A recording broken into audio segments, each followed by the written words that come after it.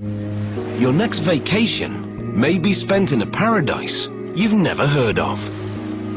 You'll just need a way to get there. Here's the catch. That way has to go underwater. It would become the deepest immersed highway on Earth.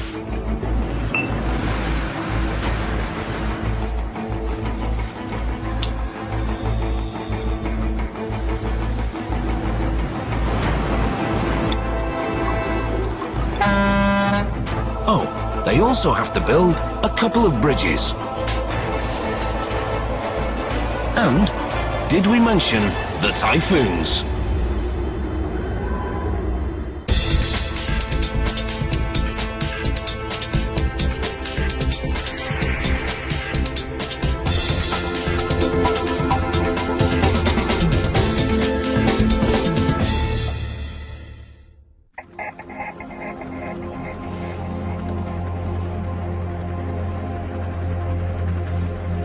These tugs are towing a contradiction. A tunnel segment that's both colossal and fragile. Come back, close. Slow down. A raft of techno breakthroughs and untested results.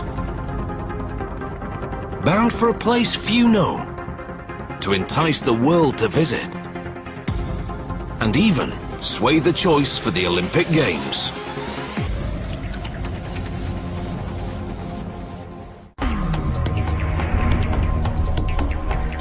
Busan is South Korea's second largest city. 4.2 million people. Bigger than Madrid, closing in on Milan, and as hectic as Manhattan. South Korea is an Asian tiger, and Busan makes it roar. Its skyline will soon include one of the world's tallest buildings.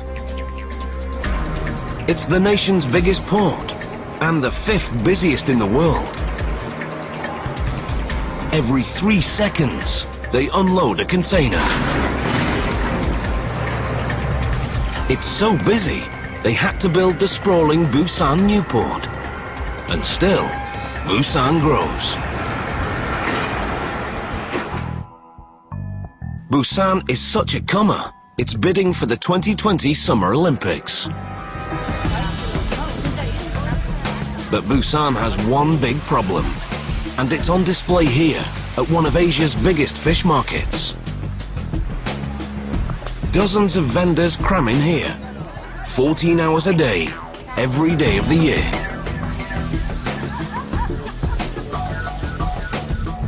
And that's the trouble with Busan.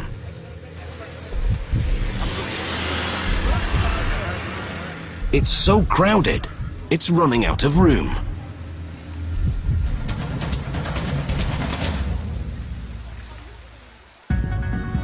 The solution to Busan's problem lies just across Jinhae Bay. Gojae, an island 7 times bigger than Manhattan, but just 1/8 of Manhattan's population. Busan, Gojae. Busan, Gojae. Gojae is a gold mine of development, a potential Korean Riviera, with room for Olympic athletes to hit their stride, and for the Korean tiger to stretch its legs. But Gojae has its own big problem: getting there. By sea, Gojae lies only 8 kilometers from Busan, but by road, it's 140 kilometers. 3.5 hours, one way. One of the world's worst commutes. Lost time and lost work costs almost $400 million a year. And it could cost Busan the Olympics. The athletes won't come if they can't get around. The solution will slash travel time from nearly half a workday to 40 minutes and revolutionize life on both sides of the bay. The Busan-Goje Fixed Link. A 4-lane highway that runs nearly 50 meters beneath the sea. Then it leaps across 2 colossal cable-stayed bridges. Altogether, longer than 80 football pitches. One of the biggest infrastructure projects in the world. Plunging 48 meters below sea level, the link will boast the deepest immersed roadway in the world. The tunnel will be composed of 18 mammoth segments, each as long as 2 football pitches and as heavy as an aircraft carrier. Wide enough to carry 2 lanes of traffic each way, with an access tunnel between. That's the concrete reality. Now, here's where it gets dicey. Each segment has to be carefully towed into position, then carefully sunk to the seabed. And all the segments have to align within 35 millimeters, less than a thumb's width. Weather adds its own demands. This site is exposed to the open sea. There are always high waves, and the water is deep as well. It is wide open to the Northwest Pacific Ocean, so we have extreme exposure conditions for the construction period. So we've got to be ready for whatever that sends us, like big swell waves, strong winds, and even occasional typhoon. Building a tunnel like none ever seen will take techniques like none ever tried. Yet the Koreans have never built an immersed tunnel. But this country has. The Dutch have 5 centuries of experience at holding back the sea. De afzinken van tunnels. Tunnel immersion is actually a Dutch speciality. If you look at the number of immersed tunnels in the world, most of them are in the Netherlands. Dan zijn verreweg de meeste in Nederland geplaatst.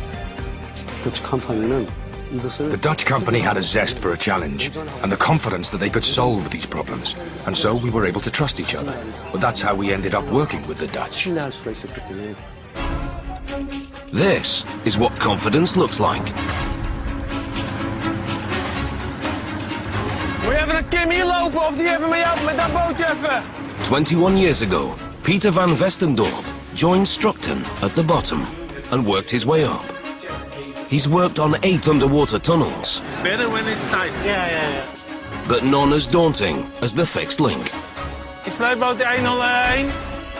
Er is niks mooier. There's just nothing better than immersing a tunnel.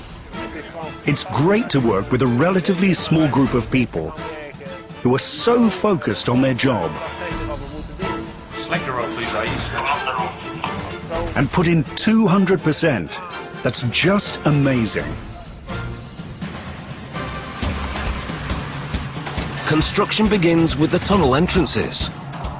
One on Gaduk Island, the other near an uninhabited island. From here, engineers will dig down to 12 meters below sea level to meet up with the undersea tunnel segments. But they won't tunnel through the seabed itself. If they did, the gradient would be too steep for driving. Instead, Peter's crew will lay prefabricated tunnel segments on the seabed. First, engineers dredge a trench where the tunnel will rest. To buttress the foundation, they bore concrete columns into the seabed, stopping 3 meters shy of bedrock. The reason? Earthquakes. Avoiding bedrock will give the tunnel crucial flexibility. The segments will rest on a bed of gravel to ensure an even surface. Because the bed determines the exact height of each tunnel segment, the gravel must be placed with pinpoint accuracy. Later, the entire tunnel will be covered with thousands of tons of crushed rocks to protect it from collisions with ships or anchors.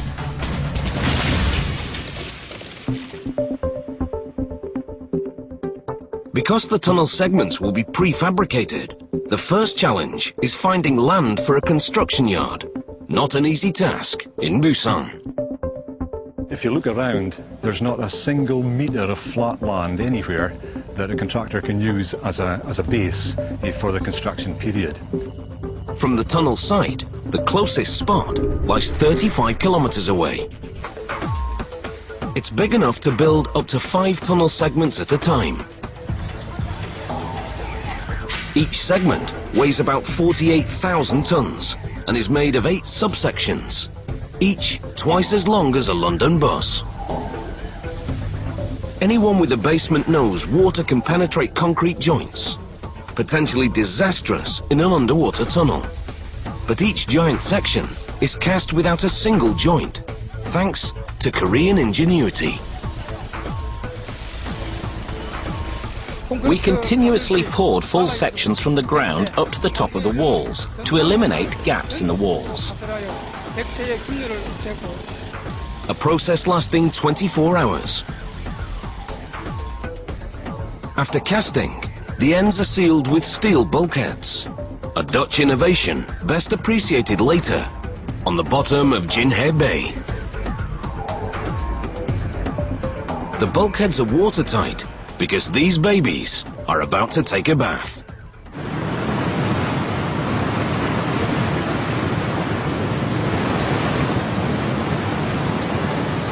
Flooding the dry dock will allow them to float the segments out to sea. The inundation of the dock takes approximately 48 hours. During the first phase, we let in water until it reaches the level of the bulkhead door. Then we'll check to see if the bulkheads are leaking. Once all the leaks are repaired, or if there are no leaks, we'll fill up the dock completely.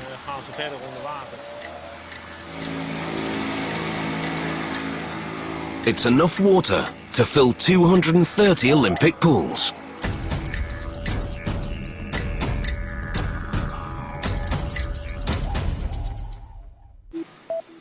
So how do you prep 48,000 tons of dead weight to float?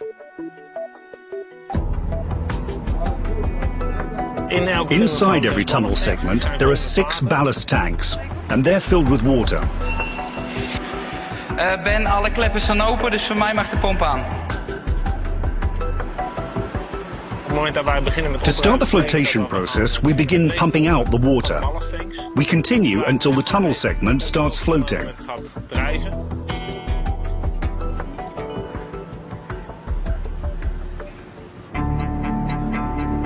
So what the tugboat has to do is to tow that slow. Then with the other winches at the backside, we control the tunnel element sideways direction. Now they can begin to warp out the segment. Removing the first segment takes brawn and finesse to avoid colliding with the dry dock.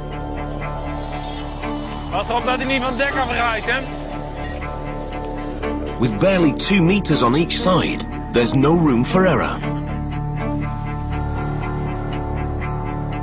Oké, Maurice, we zijn er doorheen, we zijn gekruist, dus we kunnen zo gaan remmen.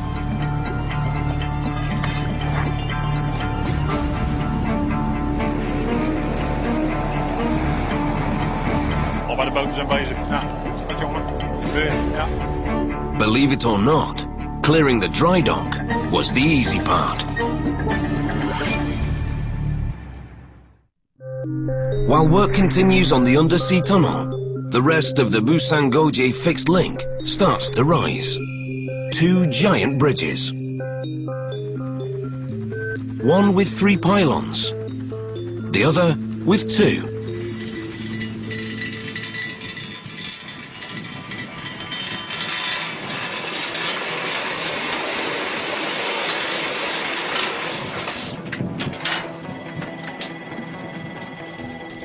At its topmost, the 2-pylon bridge will soar 156 meters above sea level, the height of a 50-story building. The span between the pylons will stretch the length of 5 football pitches, with enough room for the tallest freighters to pass under. Crucial for a city that thrives on shipping for its livelihood.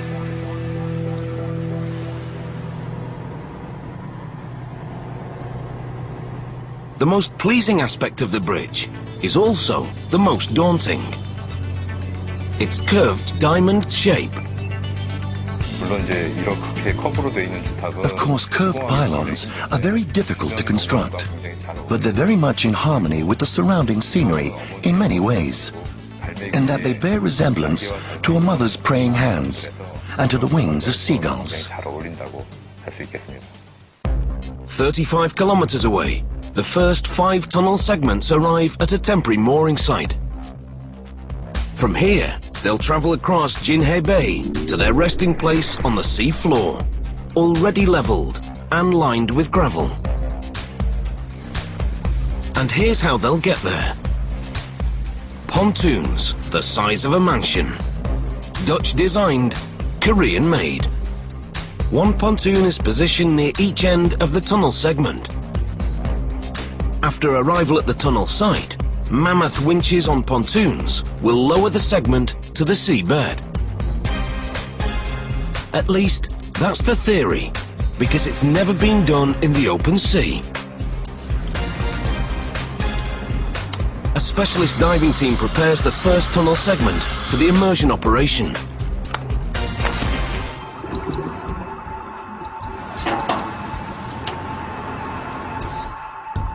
Divers test connections for data systems and power supplies. Standing by. And remove marine growth from the bulkhead. Down on the wire, please, Steve. Down on the wire. Finally, they install steel wires underneath the tunnel segment, crucial for positioning during immersion. In a good position now, we can come up on the wire. Coming up on the wire.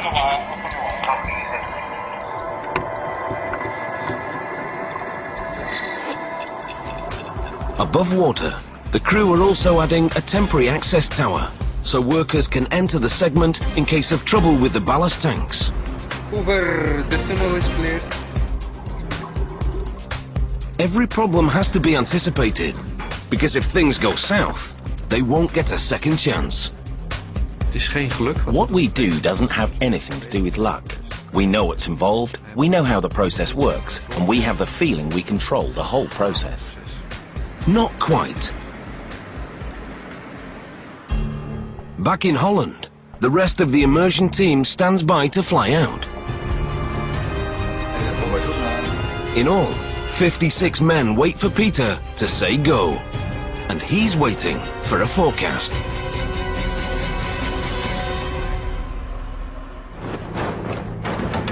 When the wind blows from the south, swells roll in from the Pacific. Because we're situated offshore, we have to deal with waves, and these waves can be pretty fierce. Even swells barely 30 centimeters high pack so much force they could fracture the subsections that form the tunnel segment.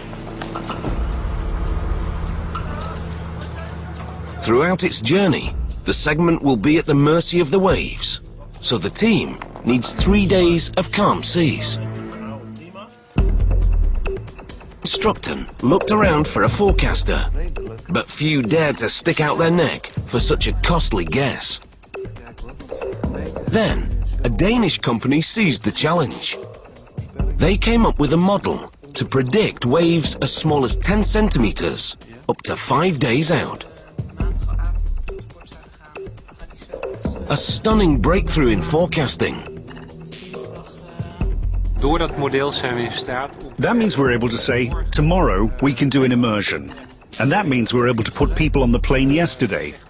Really on a last-minute basis. It takes away a big risk for us and for our client. We've got the weather. They're all showing the same prediction. The swell still not as bad. I would say we have a go. Green light. We'll try. No more try, right? Okay, thank you. Yes, bye-bye. Ahead lie 48 hours of tension for the boss.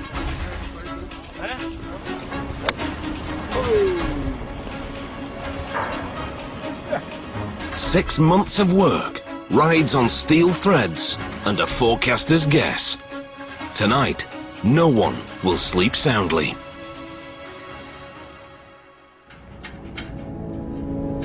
After a cautious voyage at 3 kilometers an hour, the first tunnel segment arrives at Garduc Island, the starting point of the tunnel. Joining Peter is the elite team fresh from Holland, among the few men on the planet who can do this job. Gooi anker 6 maar weer overboord. We gaan eerst de longtunnel secundair pakken. But working along shore poses a huge challenge. 48,000 tons have to be maneuvered into a slot with just 1 meter of clearance underwater on each side.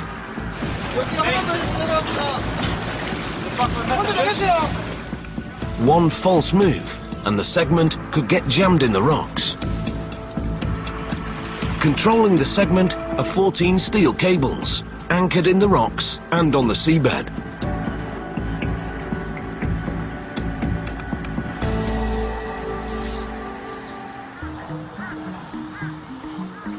Aligning the segment takes painstaking accuracy. Surveyors take readings using a system of prisms and mirrors mounted on the access shaft and the survey tower. It's all new to the Koreans, so it takes time getting used to the technology.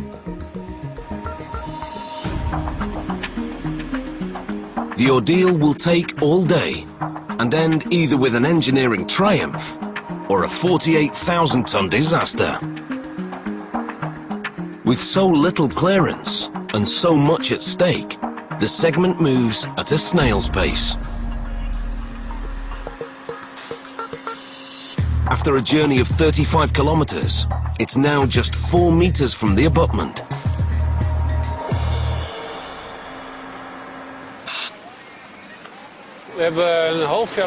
We've worked really hard for a half a year to prepare for this moment. 56 of our people are here to execute this operation.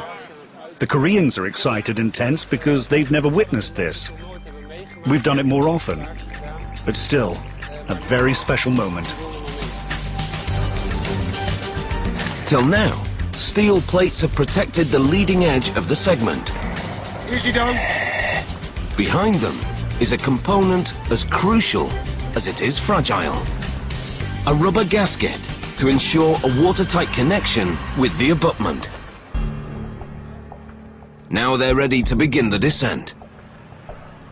Operated by remote control, the ballast tanks slowly fill.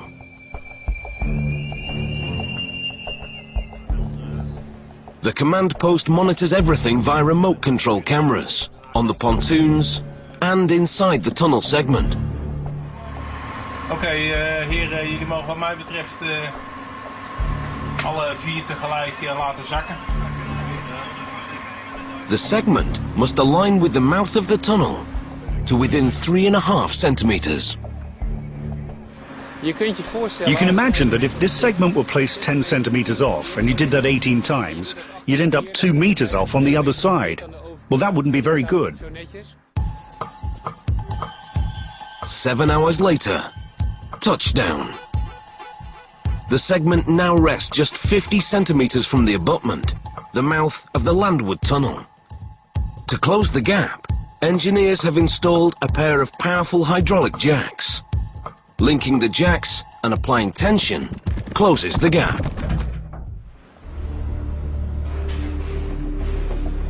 The final stage begins from the landward side.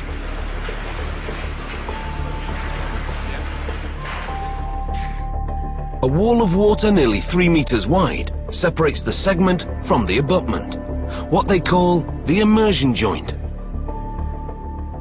Opening this valve will force the water out.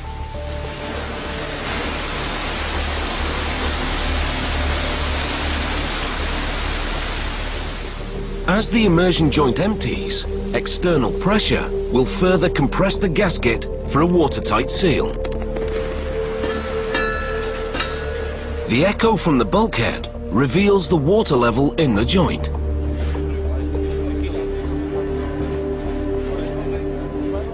With the water drained, they can open the bulkhead door.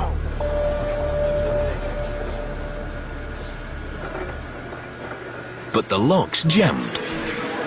You know that he was going to break? Huh? Did you know that? Because you took the toolbox with you. This calls for cruder technology.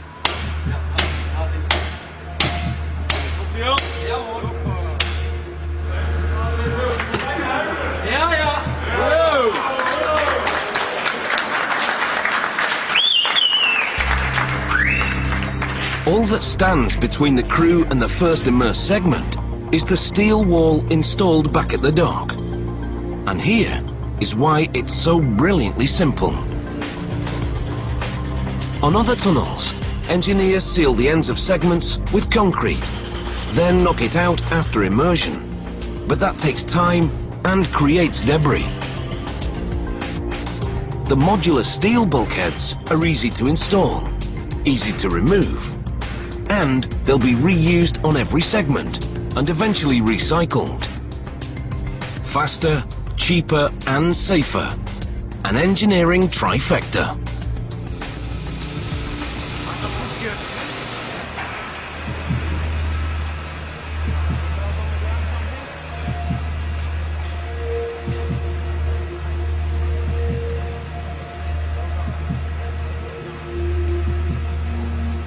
Finally, open sesame.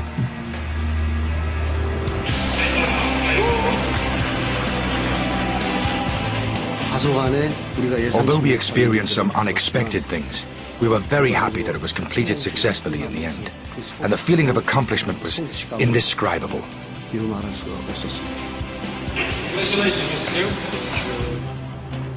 Their marathon operation lasted almost 78 hours. Some have gone 2 days without sleep. 1 down, 17 to go. And they won't all go smoothly.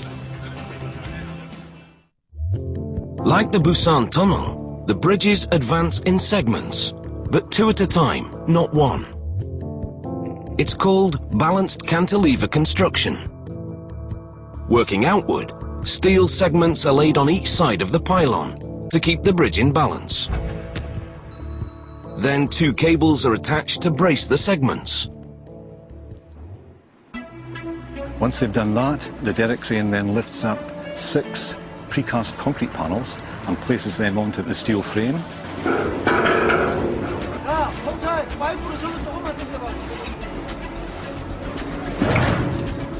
Then put a final post-tensioning into the cables.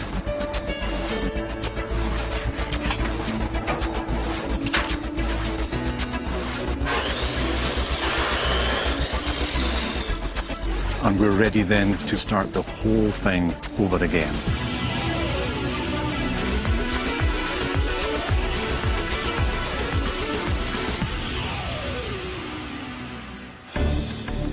Back at the tunnel, the team have installed 12 concrete segments. But now they're heading for 48 meters, the deepest water and the hardest challenge. Martin, 202 zit ook vast. 202 vast, Oké. Die schop even achteruit lopen. Daar naar achter. New hurdles demand new techniques. Dan gaan we die 505 weer vastmaken. Ja.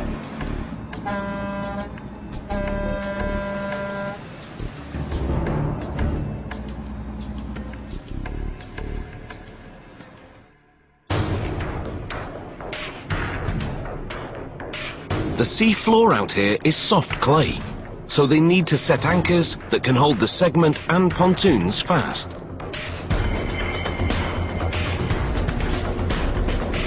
Stev mantas, named for their fish-like shape.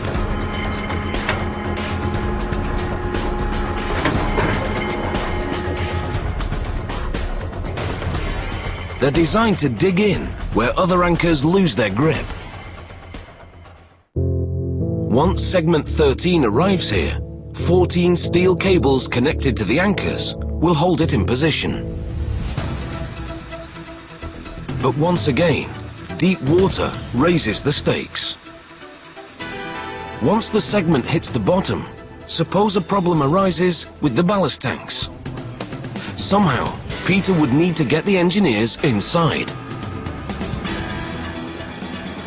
On segment 1, they could use an access tower, but not in deep water. The solution is a first in tunnel immersion, a self-propelled diving bell.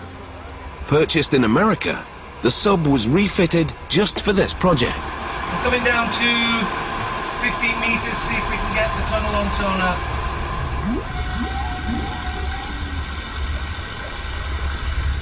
This is the tunnel element here.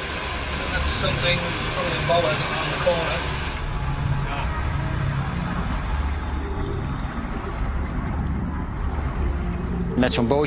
With a little boat like this that can go to 300 meters, you've got the concept of a ferry transferring people to the tunnel segment. It's 9 meters long, with room for a pilot, co-pilot, and 5 engineers. It can dock on a landing tower on the segment for watertight access to the tunnel. Deep water poses another problem. Monitoring the position of the segment as it's lowered, because one misalignment would be disastrous. To calibrate the position of the first segment, surveyors took readings from prisms mounted on the access tower. But remember, there's no access tower here. So once more, the Dutch devise a smart, simple solution. It's named for what it is. A taut wire. One end attaches to the leading edge of the segment to be immersed. The other end attaches to the previous segment. The taut wire ensures the connection stays under high tension. Positioning the device is a delicate operation. This custom-made model is the only one in existence. Breaking it is not an option. When this segment descends, a computer will record the length and angle of the wire, allowing the team to monitor the segment's position. The taut wire is nu op high tension. The taut wire is now under high tension between this segment and the previous one. And as the segment descends, the wire automatically retracts and becomes shorter. So that provides us with exact positioning data. To fine-tune the position of the segment on the seabed, 4 of these sensors are attached, 1 on each corner of the bulkhead. Another custom innovation for this project. And wait till you see how accurate they are. The whole operation is remote controlled from the command unit on the pontoon. With one click, they start filling the ballast tanks. You can feel the tension building up now. And then we all have one question. Can we do it again? Can we get it in position? It's the same tunnel, but it's farther away from the coast. It's deeper, the weather, everything. So many aspects make it different every time, so you have to stay alert. All the data feeds into Peter's computer and refreshes the position of the segment every second. This is the tunnel where we have to go to. The green one is the final position, and this is where it is now. So you can see it's just below sea level. Contract is zeker 2, even terug naar de rond de 10 ton houden en die CS1 even wat zwaarder laten belasten, Anne. Data from the winches allows him to adjust the segment during descent. It all happens like walking downstairs. 1 step forward, 1 step down. And the deeper it goes, the more careful the steps. At this stage, where the tunnel is just a few meters underwater, there's no problem. We can still move in any direction. Nothing can hit it. But when we're approaching the segment that's already on the bottom, then I have very little clearance, so the steps I make will be a lot smaller.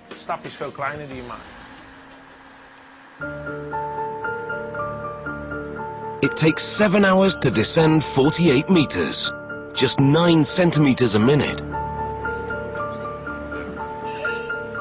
The first step in joining the segments poses another challenge and another solution. Op het The moment a tile segment approaches the one ahead of it, it's moving because of the swell. So we install 2 guide beams on the top end of the segment.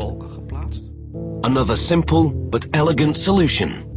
The moment we pull them closer together, the guide beams become less flexible. The movement diminishes until the segment is motionless.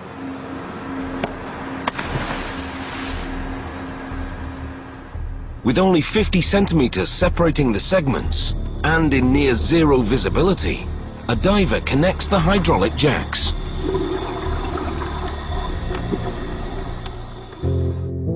The segments seem aligned, yet the slightest error on this end will translate into a big mistake at the other. But the Dutch don't miss a trick. Kan ik die nu al gaan uitschuiven? The 4 remote-controlled sensors on the bulkhead now deploy. They measure the position of the segment within 1 millimeter, the width of a guitar string, and relay the data back to the command center. Peter needs to shift 48,000 tons of concrete, 20 centimeters to the right. Even on calm days, the swell is so heavy and the segment is so long, stability is a problem. The solution? The External Positioning System, or EPS. Yet another Dutch invention based on a simple idea. A pair of hydraulic legs and extendable feet to hold, lift and move the segment. Connecting each pair of legs are 4 steel cables, already installed back at the mooring site. Braced on its robot legs, the EPS laterally aligns the segment into its correct position. Now, the jacks are tightened by remote control, compressing the rubber gasket.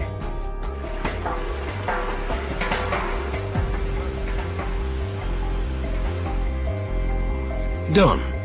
One more segment complete.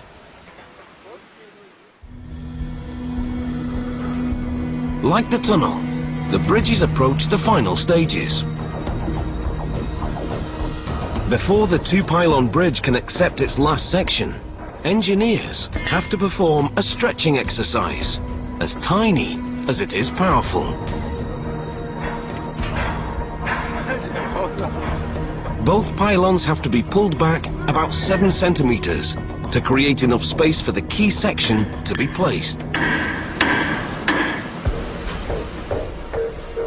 Once the tension is released, the final section will have a tight fit.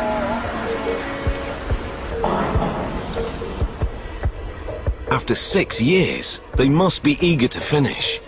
But just like the tunnel crew, they have to move in baby steps.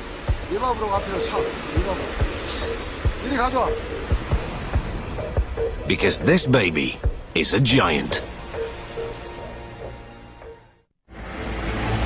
A few kilometers away, Peter's crew prepares to install their last segment. Just like the first segment, number 18 has to be maneuvered between rocks. As before, they run some of the anchor lines from the pontoons to the rocks.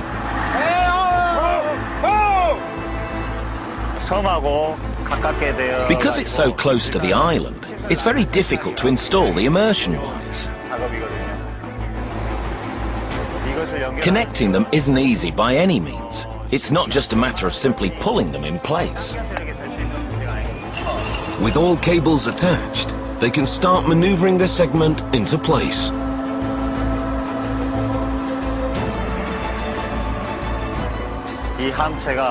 Because this segment is extremely heavy, we can't afford even a small mistake. Light contact can cause huge damage to the segment, and that kind of damage can set back the entire project.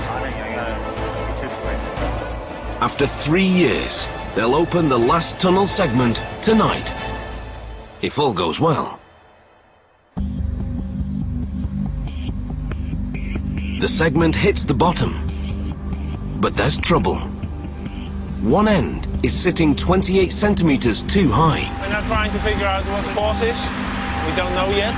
It's a major problem at the moment. We're taking about half an hour to go through all the steps so that we don't miss anything, and then I'll inform you about the situation.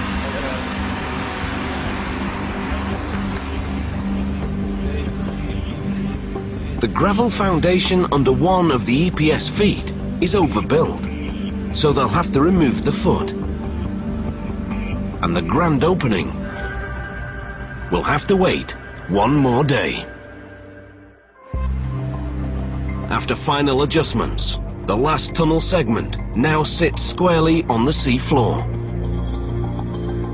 All that's left is entering the tunnel to seal the joint with the final segment. They'll enter via the tunnel entrance on Duong Island. It's the last time Peter will make this trip. Je begint ergens aan 3 jaar geleden. You start something 3 years ago, and the first time you think, gee, still so many to go.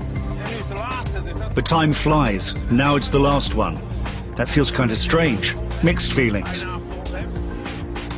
Glad it's almost finished, but it's a pity we can't do one more. We're approaching that moment again. It's at the bottom, opening the door, hoping it'll all be okay.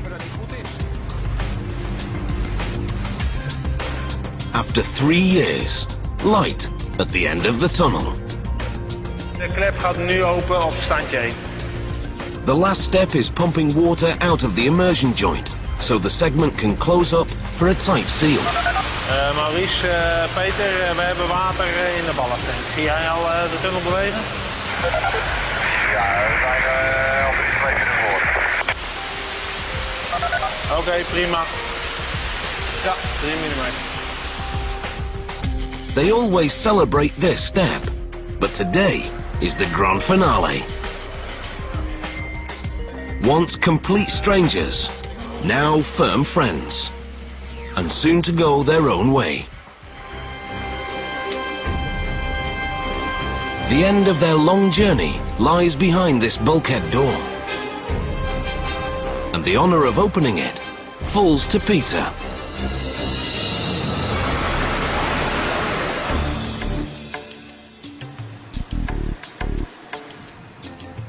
Back at the bridge, the final section is lifted into place.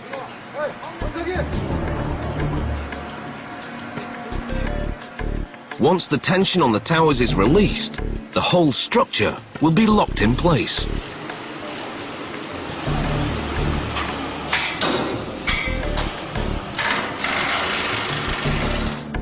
With the bridge complete, all that remains is opening the final segment of the tunnel.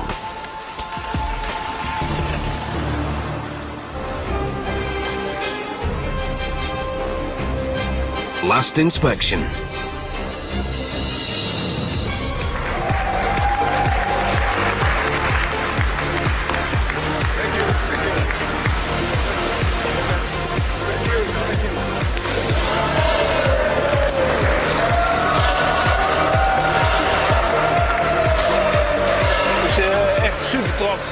Really extremely proud that we did it, and happy, of course.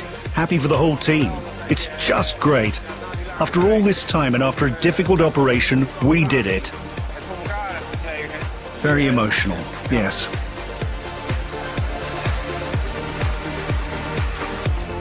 Fits the moment.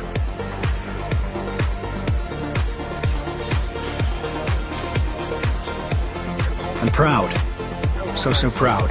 Yeah.